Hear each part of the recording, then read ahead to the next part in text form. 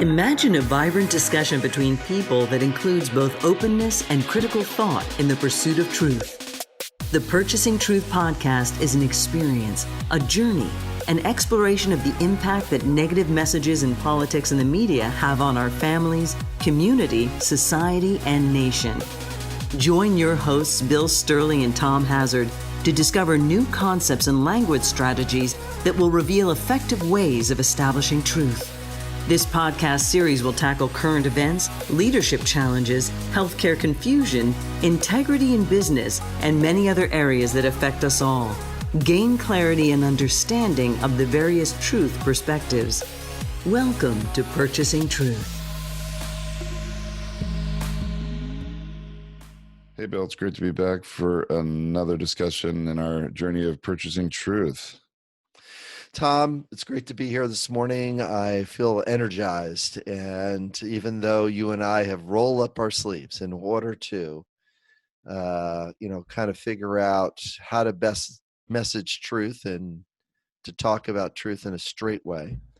And also to, recognize there's good reasons why, people don't use truth or their portion of truth, for their own behalf. And people do that too. So a big part of today is talking about truth from a place of scary honesty. And scary honesty is an important term to use because it's saying, I'm struggling with a topic, but I really don't want to talk about it. So I'm going to distract. I'm going to load the environment up with messages that I want the person to hear, so I don't have to talk about the truth. Boy, I can see that's a very common technique used in and certainly in the political realm. Then I think probably for a lot of people, they probably do it without realizing they're doing it in their own lives. Whew, boy, and then some, huh? If I'm out at a party and somebody hits a nerve or something like that, it's better to distract and get away from that thing that they just mentioned rather than saying, "Hey, yeah, my marriage isn't going so well. Gosh, I'm really worried. My kid's sick at home, and it's really hard for me to be here at this party." Because there's a couple different things. Is that people don't like to talk about uncomfortable things.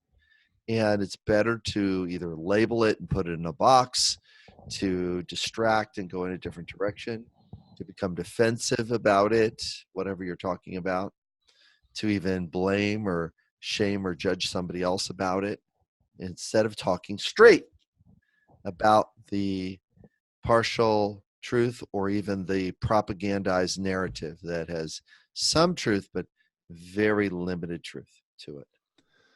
Well, would you agree, Bill, that in order to move things forward, either, and make progress, either as an individual or maybe, as in a local government or state government or as a country, we have to have a discussion and there has to be honesty in the conversation, and maybe speak in a way that, is going to stay away from the labels and in order to get something accomplished, right? And is that Right. a path toward scary honesty? Is that what we want to sort of understand today? It is. It's saying something painful and true, and to face an issue and challenge now rather than put it off. It's the scary honesty piece. The big problem with it is just bring bad news early. Just bring it early.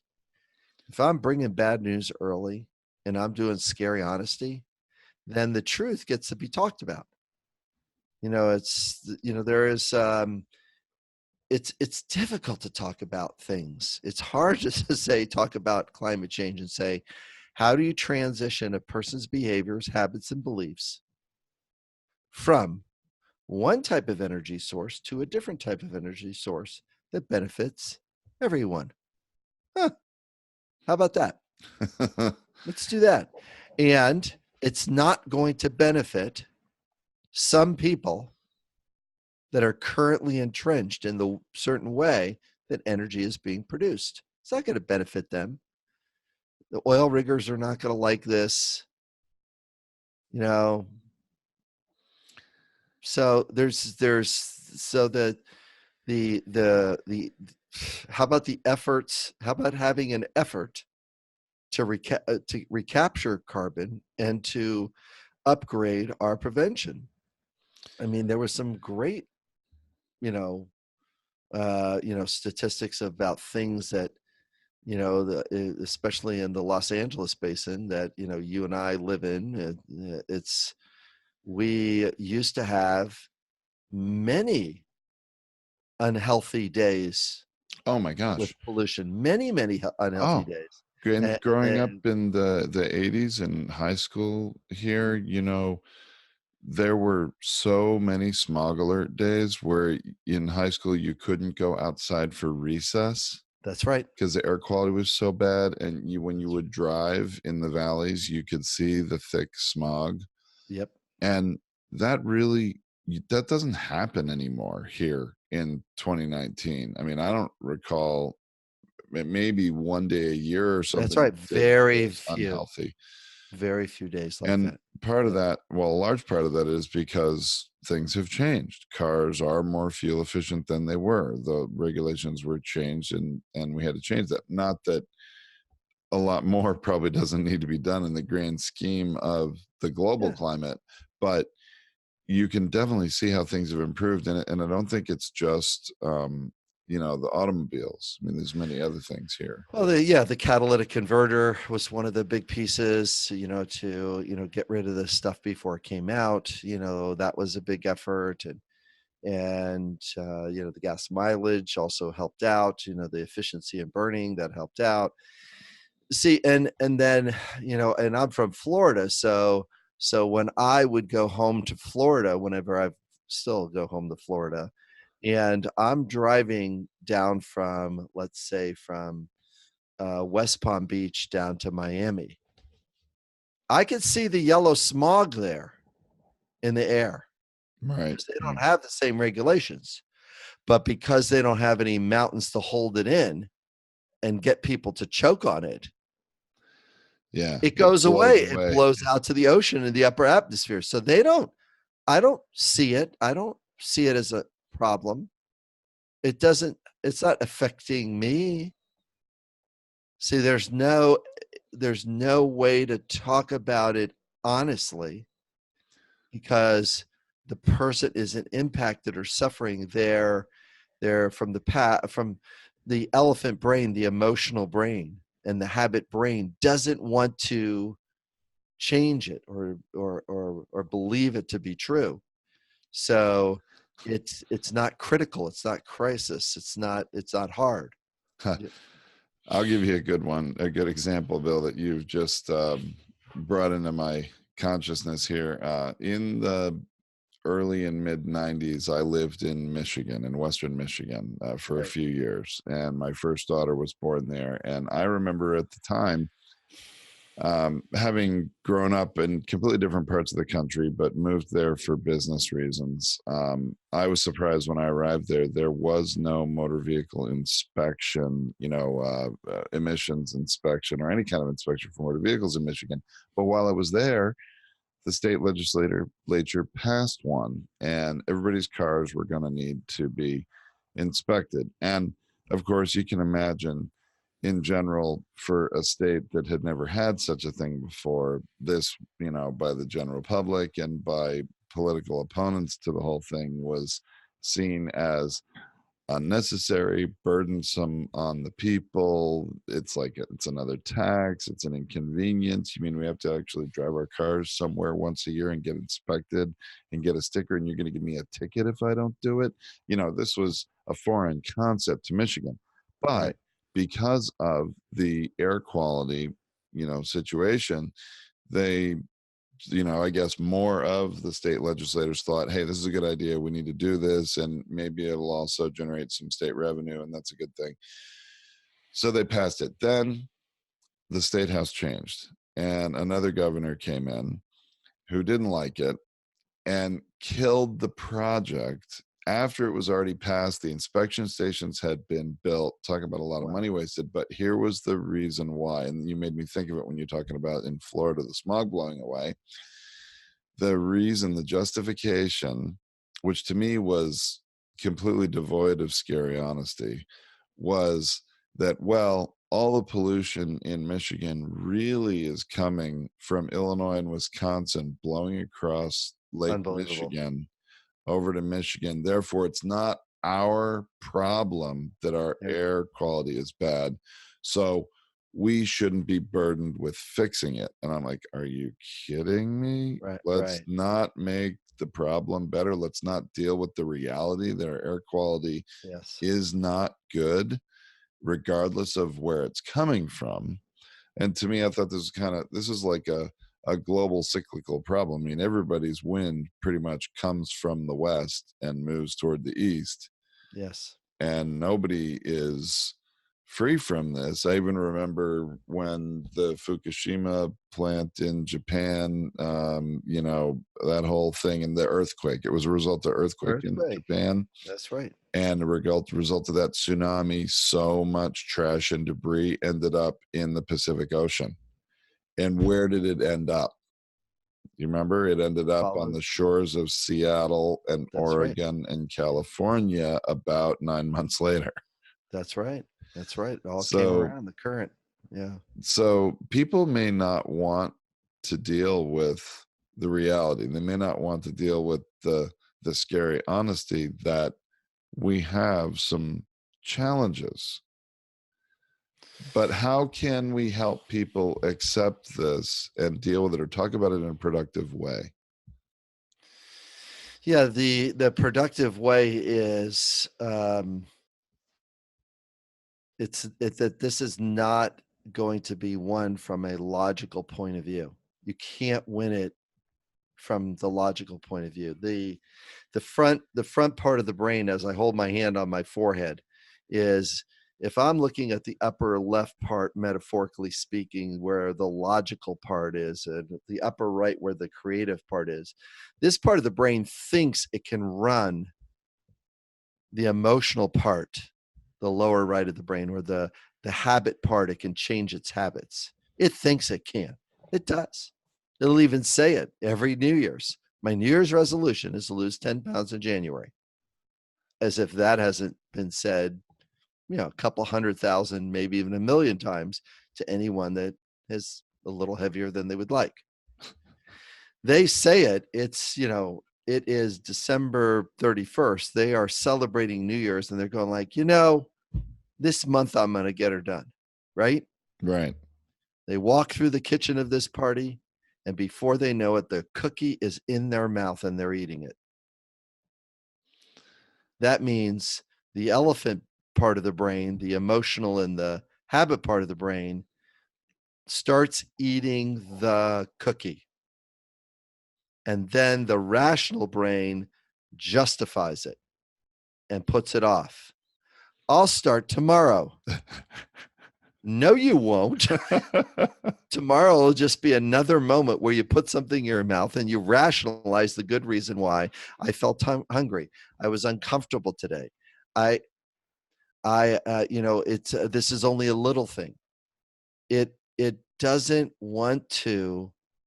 The habit brain and the emotional brain does not want to face the possibility of losing choice, the possibility of feeling uncomfortable.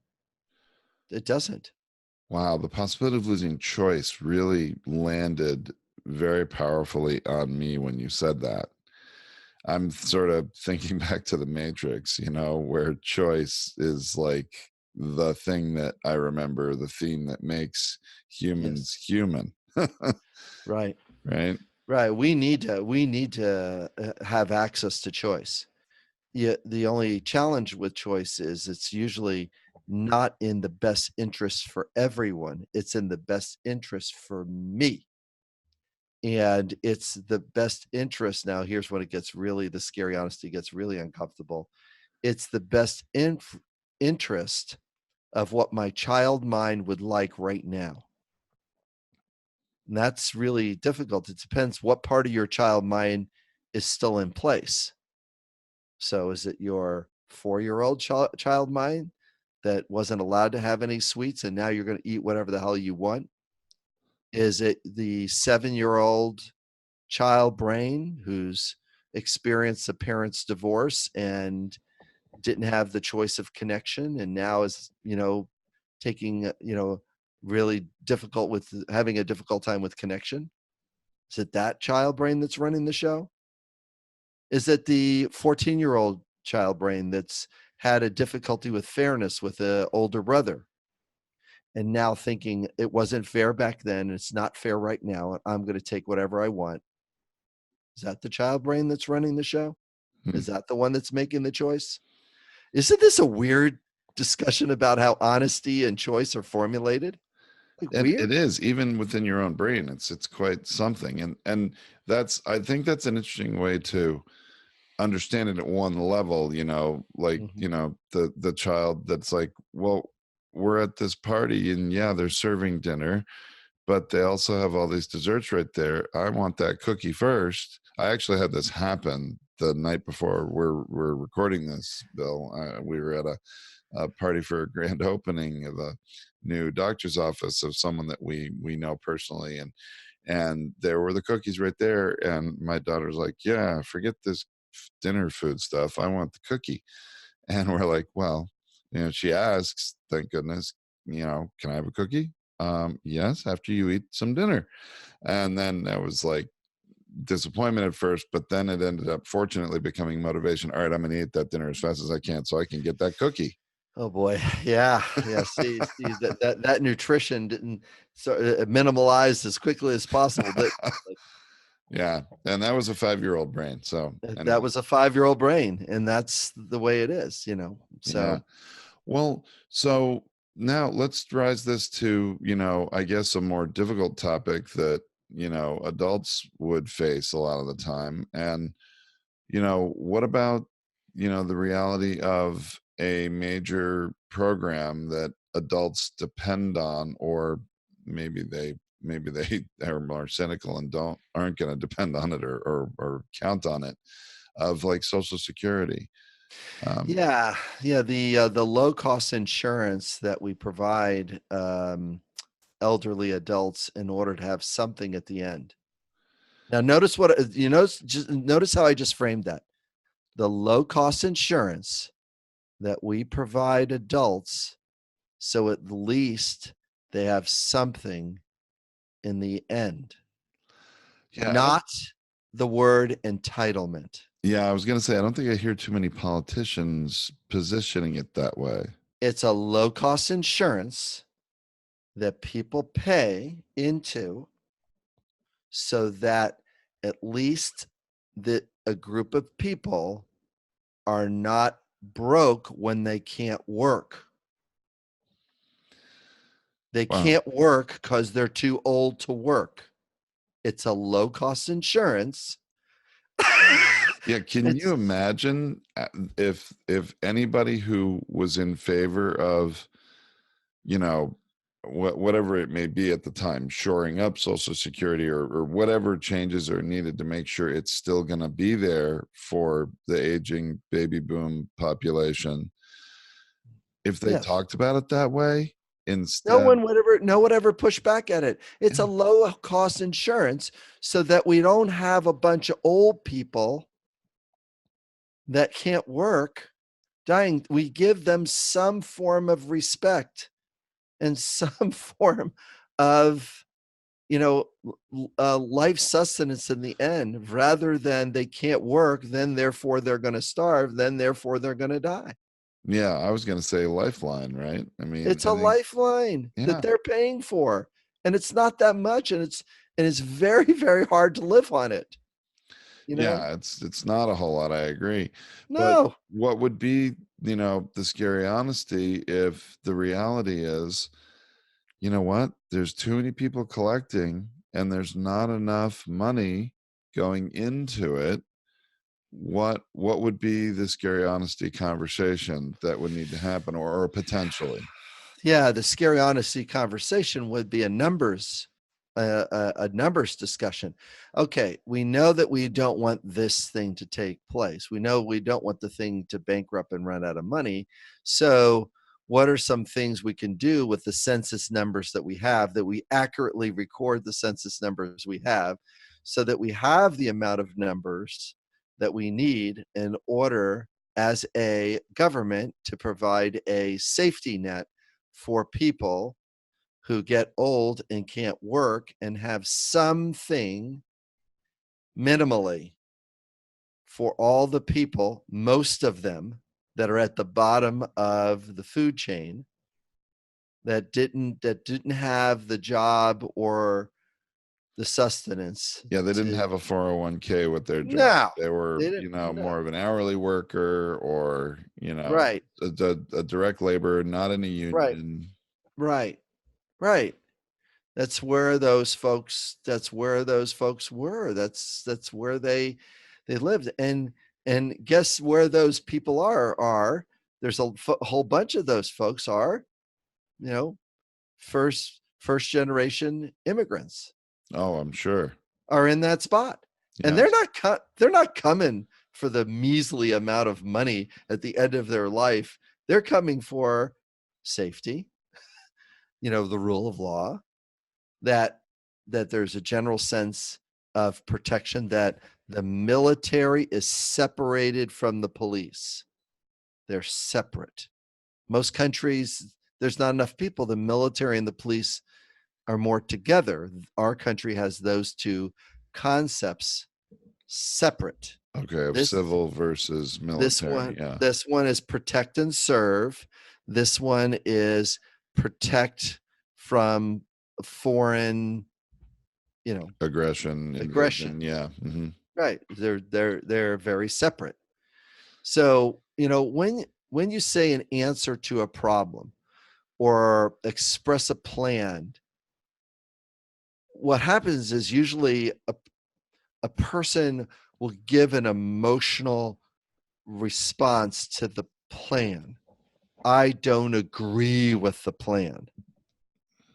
So, in order to do scary honesty, you need to actually clear the emotion on their side when you're trying to talk about something honestly. So you're feeling frustrated and doubtful, and you don't think it's fair that we collectively pay for people so that at least they have some little bit of money, so they have respect and dignity at the end. And you don't like that all of us are paying something in just so that we don't have more homeless people walking around with no shelter and living in that way, the way many third world countries. You'd rather have the third world model or the second world model. Is that what you'd like to have instead of the first world model? The first world model has systems and structures in place. You'd rather have the second world model, where there's more strongman, dictators, oligarchs. You'd rather have that model where they get to do whatever they want and rip off and suppress everybody else. Is that what you'd like?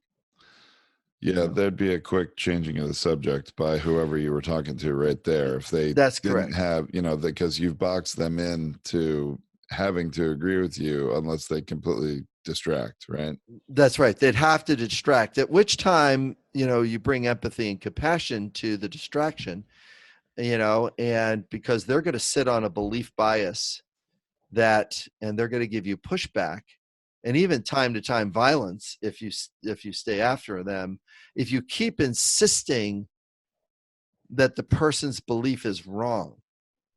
That's problematic. But if you stay with the person's belief long enough, they will melt their own belief. They'll melt it if you can give enough compassion and empathy towards the belief. And that's why scary honesty is something that needs to be backed up with empathy in order to support it, because you can't just stay with, here's what the scary honesty and the results are going to be, because we have been there and done this before. We've been there and done this. We have been there and done trickle-down economy. We've been there and done that. Kansas did that, crushed their economy, crushed it. I mean, destroyed. I mean, wiped it out. Wiped it out. Yeah. Yeah. Because they said, okay, we're going to do trickle down. We're not going to tax the way we were. We're going to, give this thing. We're going to apply these principles that we believe in. That if we allow people to keep their money and the rich people to do this and the middle class then this but guess what? The same thing in Louisiana. They did the same thing. They wrecked their economy. They went from a positive to a negative very, very quickly as soon as they did. We've been there and done that. And scary honesty would be say, listen, it was an interesting idea, and there are people that kind of believe that from the fairness place that that if there's a certain amount of money that's available, that fairness is everybody gets to keep whatever they want and everybody gets to do what they want. It's like it's like putting a 4-year-old or 5-year-old in charge of the cookie plate. It's like, no, they eat the cookies. You don't want them in charge of the cookie plate. And that's one of the problems with the in regards to scary honesty is that if you're not honest about who's in charge of the cookie plate and how are we going to get these cookies to move around so somebody has something about something instead of everybody having one and all the rest of the folks don't have any. That doesn't work good. And that's not how we got here.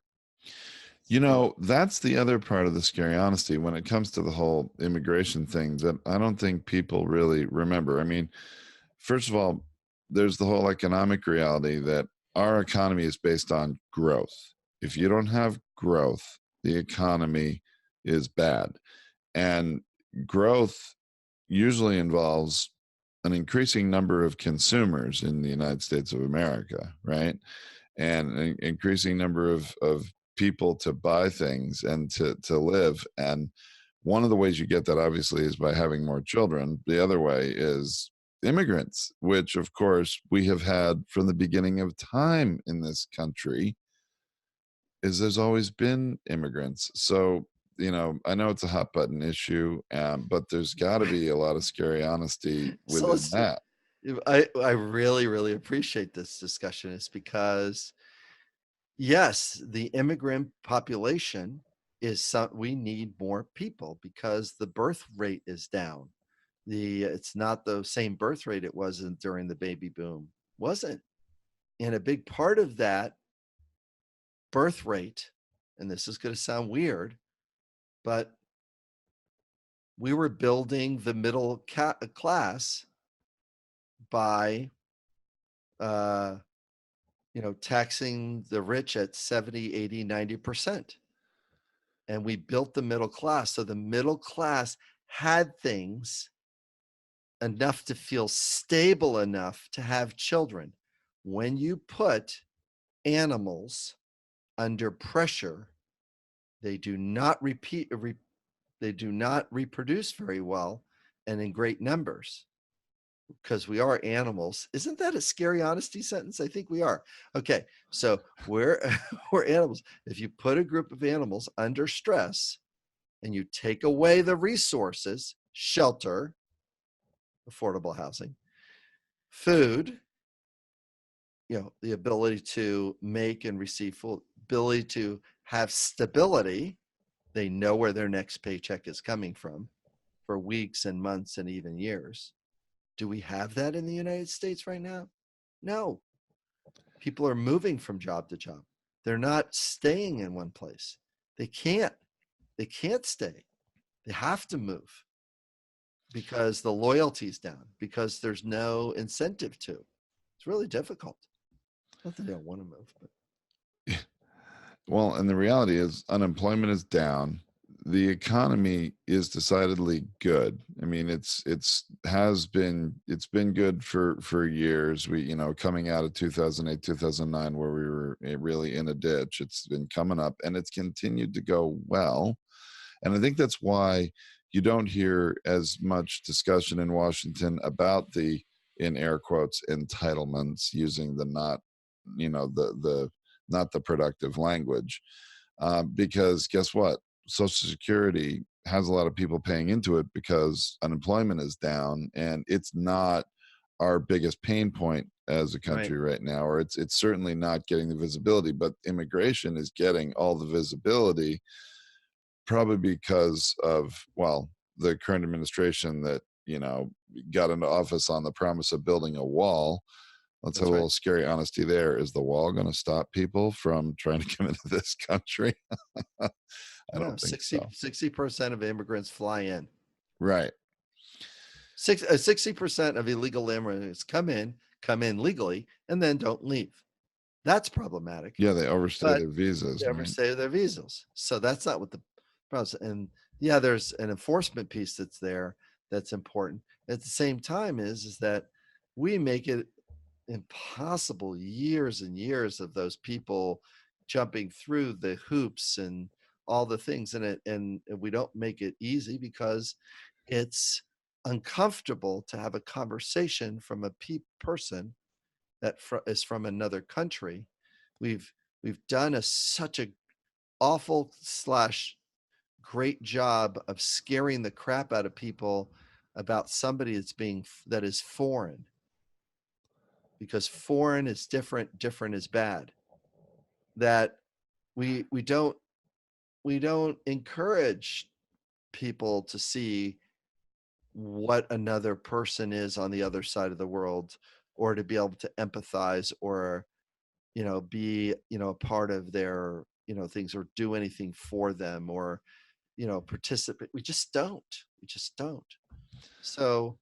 So because we're so busy scaring people, so that, well, the scary honesty is so that it keeps the military going. That's the scary honesty, is that if you scare people enough, they won't question the funding on military.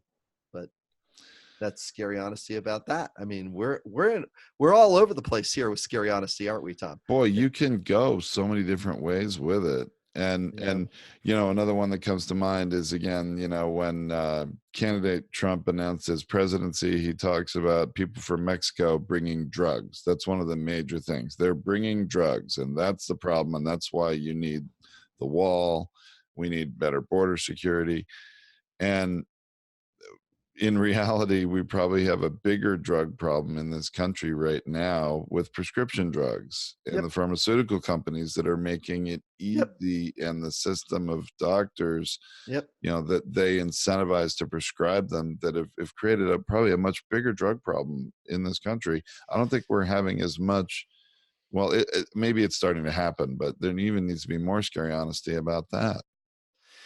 Yeah, I appreciate that. I mean, there's the one film clip I, saw recently where there's, all these people, about, I don't know, about 12 people or 15 people sitting in a circle at a rehab center. And they were all in for heroin. They all had heroin. Right. Now, just to let the word heroin sit in your brain a little bit. Okay. Yeah. All right. So heroin, you and I have been taught heroin's bad, real bad. It's illegal. Oh, it's illegal. It's really bad for you. Really bad. Right? Right. Right.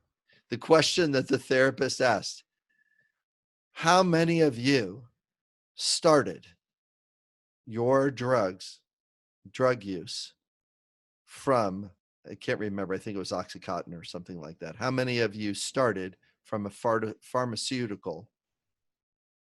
All of them raised their hand. They all started with a pharmaceutical. That was the gateway drug, was the pharmaceutical. Legal prescription. Why are you not using that drug now? Because heroin is cheaper. That's what I thought. And it's easier to get than the prescription drug is. So who's doing what here? And this is complex. The scary honesty is that many police departments, I don't know what the number is here, but we can have a scary honesty discussion about numbers, get a good portion of their funding by the money they confiscate from, and the cars and houses that they confiscate from drug users. Wow, I didn't know that. They Yeah, they it's they a funding actually source. consume that. There's a funding source. Yeah.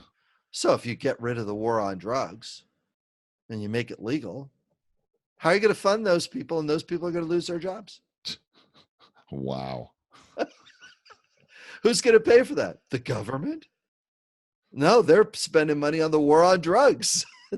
They're part of the thing. So it's, I'm not even trying to talk about solutions here yet. I'm just trying to talk about 3 words: perspective, perception, and proportion. Those 3, as I hold up my 3 fingers here: perception, perspective, and is it proportionate? So when we talk about purchasing truth and we talk about scary honesty, those 3 levers are the 3 levers that are pulled. We're going to pull on the perspective. We're going to adjust the perception. And then we're going to either escalate or de-escalate the proportion. So, Bill, as you say that, I'm wondering, because we are so much, a political nation, and there are so many people, announcing running for president again. Do the politicians who are running and trying to get into office, or even the ones that are in office and trying to stay there, still avoid scary honesty more than not? And the reason I'm asking is because you mentioned, perspective, perception, and proportion, and that all makes sense. But I think politicians generally try to avoid honesty or scary honesty when they're running, because it's not, if scary honesty isn't helping the dopamine in the brain of the potential voters, is it? No, see, the thing is that, the scary honesty is that, there's a small partial truth to what Donald Trump ran on. There's a partial truth. So let's talk about that. What is that partial truth? Well, now I'm adjusting the perception, perspective, and proportion. Some people don't like the way Ted Cruz lies. So he lies, and so he becomes lying Ted. So there's the perception, and there's the perspective, and now the proportion is all I got to do is say it half a dozen times, and he loses a percentage points, and I gain his points. So while it was a partial truth, it gets amplified into this really big perception. Yeah, and he gets branded as that. Is Hillary crooked? Well, I don't know about that. Has she done things that have been marginal in her life? Yes, like every other human being has done things that are marginal in their life. Yes, has she been in the world of politics where she's had to make a deal that was against her ethics? Yes. Is there a stick that you can poke at her behavior, her husband's behavior, them as people? Yes, as human beings, they've got some flaws. Who doesn't have flaws? And then who doesn't? It's like you're pointing the finger at their flaws. Yes, because they're a target. You get to do that. Feel free. At the same time, there's no proportion to it. There's no perspective to it, because all you got to do is slap on crooked Hillary, and all of a sudden she's now got to get that chain label off of her neck somehow, because it's branded in people's brains. That's a problem. Seems like a whole lot of scary and not as much honesty, really. Thank you for that. That's right. That's right. And that's the thing. I mean, we could talk further on perspective, perception, and proportion as the 3 levers that people pull to purchase truth. Because what winds up happening is that as I'm moving my hands, as these levers are being pulled, it's literally the same. I'm now squeezing my forehead a little bit to go. It's literally the same as the Wizard of Oz. It's literally the Toto, the dog in Wizard of Oz, pulls the curtain back, and here's this regular guy pulling these 3 levers that the scary person on the screen and meanwhile Dorothy and the Scarecrow and the Tin Man and the Lion are looking at this guy pulling these levers. They're going like, you're that guy. you're that guy. And the scary on, and then all he did the brilliant thing is he said, listen, you had these things all along. You just needed to be scared into believing that you did. You needed to fight the foe. You had these things. And it's the same thing, but that same scene can be done in the negative. It's the same scene that's being done on the political environment. Wow. Pull the letters and scare the crap out of people, adjust their perception, perspective, and proportion of the danger, call something a caravan where it's a couple thousand people or thereabouts, amplify a story, scare the crap out of people about, different places. Wow.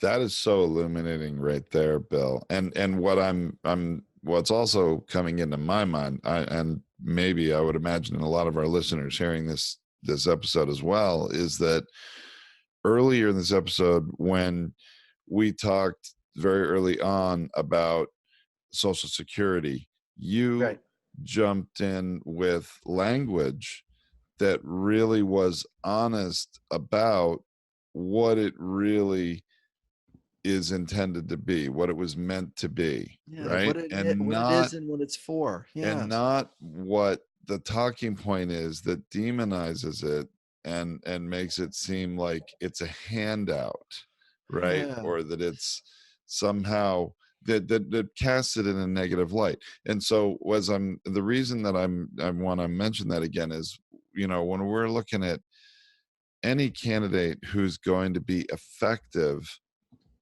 at trying to keep Trump from continuing to purchase truth as he seeks re-election, the language that they use is critical in how they talk about things and how they, they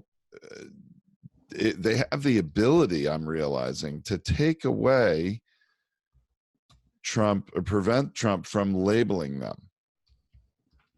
If they know what to say, if they think about it properly, and they don't react with that elephant brain, maybe, is it?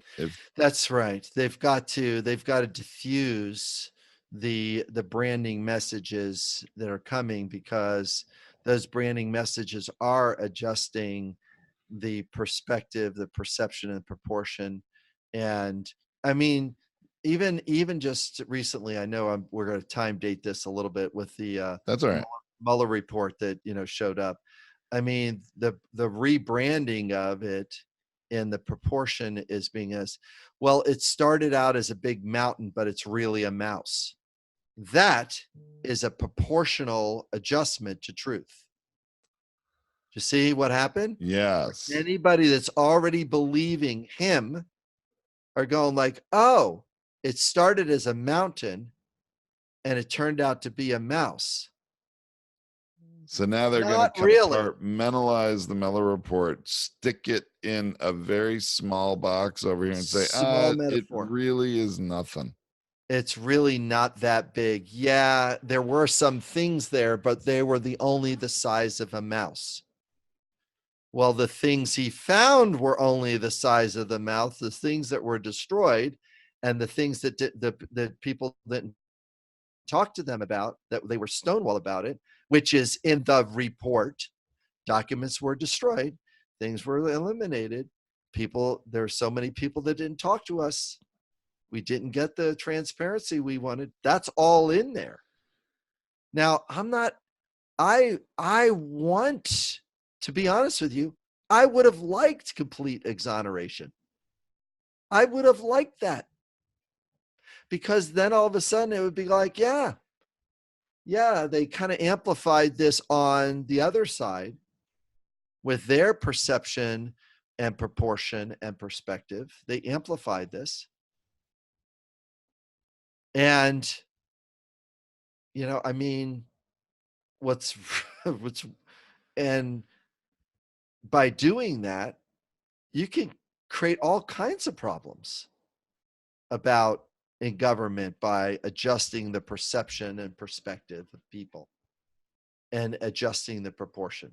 So this is something that clearly we can move out and coming back to the theme of scary honesty and coming back about how to frame something that is more in alignment with truth rather than it. And the key thing is to make the truth stick with a message that is compelling and easy to understand. And it matters to the listener. So I'm giving the answer to how to adjust and purchase truth back.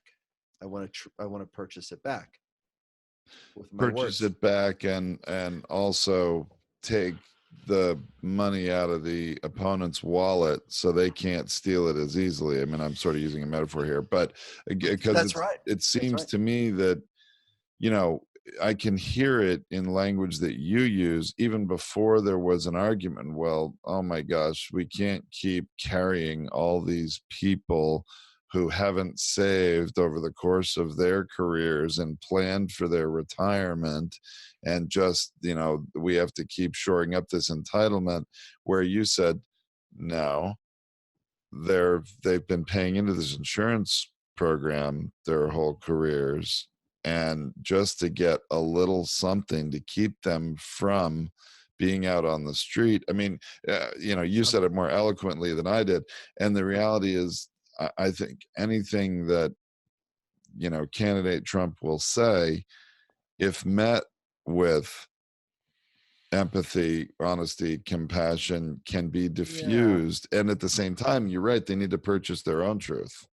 That's correct. Yeah, they're, instead of sticking a label and diagnosis and then trying to adjust the proportion of it from a mountain to a mouse, is a great proportional lever to pull.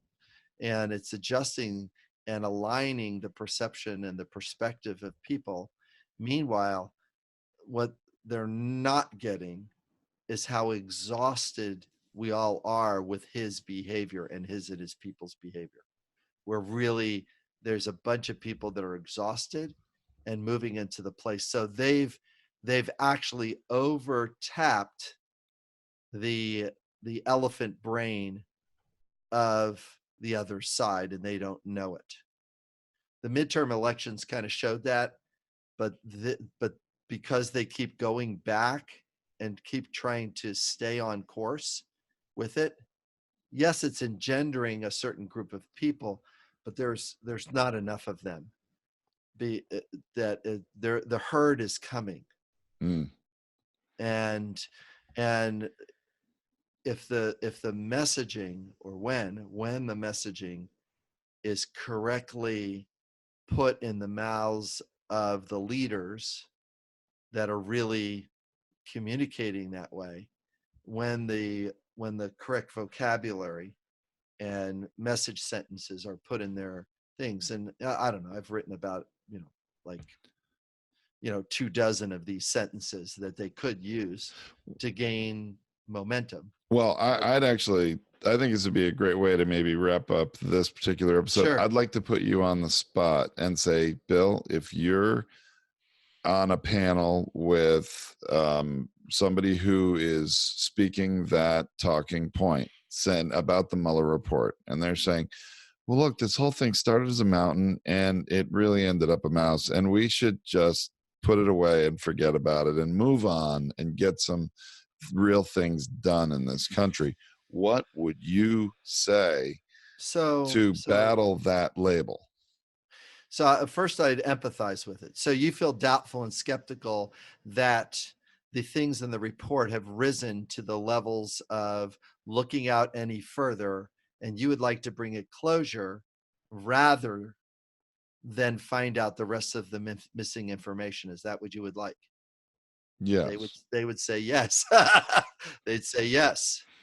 So if there was some incongruencies, you don't think that it's worth spending any time to figure these incongruencies out, like where these missing pieces of information are. Is that what you're thinking? You would like to stop truth now and not look any more towards truth? They would probably say, well, it's a waste of time. We spent too much money on it. So you would like to save some money, and the money for truth is not really valuable for you right now at this moment, where many Americans think the money is valuable. So you don't think it's valuable for truth. They'd be starting to get uncomfortable in their seat. I'm Damn not sure right what they they'd would. say Right. next. So at least on a scary honesty conversation, it's like, well, if it was somebody that you didn't like, would you like to spend money on finding out the good reasons, why they didn't do something? Or would you just give them a pass too and just say, well, they were a human being, they made some mistakes, and it's okay because these mistakes weren't all that big, and we're going to allow the current behavior that was in the report to continue? Is it okay to allow the behavior that was in the report to continue? Is that okay to do? I think the further you dig into and make them answer questions on the details of the report, But that they're not in a good place, right? yeah, the hard part about this No. discussion is that there's no the time is very limited, but it is certainly crackling right now inside the listener, because what happens is inside the listener that's listening to is going like, he's not backing away, he's walking into the fire, he's not he's listening and compassionate to my guy, and my guy is flailing. Yeah. See, once they start to flail on their side and get flustered and stuff like that, then all of a sudden it's like they become inauthentic. They don't become truthful. And I just purchase truth back through language. Yeah, the first thing they'll try to do is just distract and probably attack the Yeah. people that, required the whole Mueller probe in the first place. That's been a popular talking point, is attack Yeah. the investigators, right, Aaron? Yeah. So you would really like the investigators to not have an opinion, and you would like the investigators to not have a point of view. Or like the investigators to be investigated for why they investigated in the first place. That's the other one that's Right. sort of Yeah. So getting you'd really, boiling up.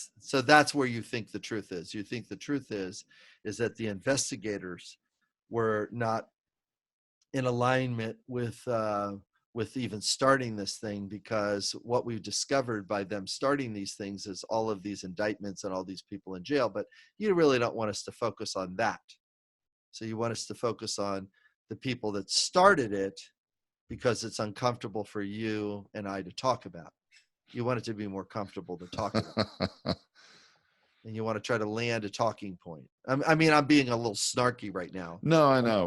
I wouldn't do that. I wouldn't say that, some of those things, but I would just be honest about, gosh, I see your point of view, and I can see how you're going for trying to get truth to look a certain way, but I don't think the perception and the perspective is proportional to the way you're languaging this. And I'm not sure if it's really valuable to America for us to talk this way. I think I would like us to go back to the thing called the rule of law. Don't we want to do that, or do we not want to do that anymore? And then you have the whole above the law discussion, and that can't go the way they want it to. No, they do not want to have that discussion of a thing called above the law, because a part of them wants choice at the expense of others. Now we're back to choice again, Tom. See, it really is. It's such an important discussion about truth and how truth can be purchased. And you don't need money, but you sure need language. You don't need as much money if you have the right language. Wow. We can rest on that one. Wouldn't that be wonderful if you couldn't buy an need election by having more money? That would be really nice. Well, some of the candidates prove that. Well, and it'd be, I think that we haven't always had a skillful enough candidate who speaks that way, that Right. doesn't need more money to keep tapping the elephant brain to think something, right? That's If right. they could use That's their right. language, they could be more effective. Wow. Much more effective. Wow. Let's, With every time they open their mouth, they can purchase truth with every sentence. wow. All right. Let's end it there. There's something to think on until next time. I love it. Tom, this is a bit. I am so delighted to do this with you. It's fun, and our commitment to get up early in the morning to do this is, just a way that I really feel grateful that you're on this journey with me, and we'll just keep going. Okay. Yeah, well, we got to make the time. It's too much fun and too important, I think. Well, thank you so much, Bill. Thanks, Tom. Appreciate it. All right. Bye.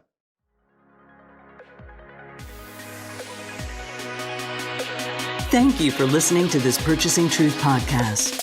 We trust that you have enjoyed this engaging and thought-provoking conversation. Our hope is that you've received value, found clarity, and broadened your truth perspective in this episode. If you did, leave us a review or visit our website, purchasingtruth.com. Join us again for another informative and content-rich discussion here at the Purchasing Truth podcast. Don't just accept whatever information comes your way. Join the discussion. Discover your own voice. Purchase your own truth.